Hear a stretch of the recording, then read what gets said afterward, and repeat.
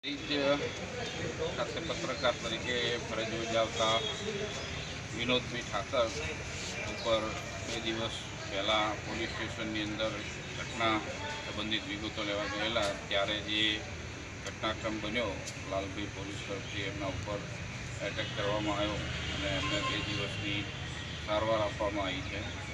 એ સંબંધે પોલીસ દ્વારા પોલીસ સ્ટેશનમાં જ કાયદો હાથમાં લઈ અને એક વિકલાંગ પત્રકાર ઉપર જે હુમલો કરાયો અને પાટણના પત્રકાર મિત્રોએ સમગ્ર જિલ્લાના પત્રકાર મિત્રોમાં ઘેરા પ્રત્યાઘાતો પડેલા અને આ ઘટનાનો સખત વિરોધ કરી આજે જિલ્લા પોલીસ અધિક્ષકશ્રીને એક આવેદનપત્ર આપવામાં આવ્યું છે અને હવે પછી આવી ઘટનાઓ ન બને ત્યારે પ્રેસ અને પોલીસ એકબીજાના પૂરક થઈ અને કાર્યકર્તાઓ જિલ્લામાં અને આવી બનાવો બનતા હોય એ અશોભનીય છે.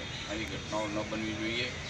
જ્યારે પોલીસના કાર્યમાં પ્રેસ મિત્રો હંમેશા સહયોગી બન્યા છે અને બનતા આવ્યા છે. પાટણમાં પોઝિટિવ પત્રકારત્વ છે અને ત્યારે આ ઘટનાક્રમ બન્યો છે અને જિલ્લાના સમગ્ર પત્રકાર આલમે સખત શબ્દોમાં વખોડ્યો છે અને જિલ્લા પોલીસ વડા સમક્ષ મૌખિક અને લેખિતમાં રજૂઆત કરી છે કે આની ન્યાયી તપાસ કરવામાં આવે અને જવાબદાર પોલીસ અધિકારી જે છે પોલીસ પીએસઓ એના સસ્પેન્ડ કરવામાં આવે એ સંબંધિત તપાસ કરી અને જિલ્લા પોલીસ વડાએ આજે ખાતરી આપી છે. ગુનો અમે દાખલ કર્યો છે અને એ અંગે જરૂરી કાર્યવાહી કરવામાં આવશે.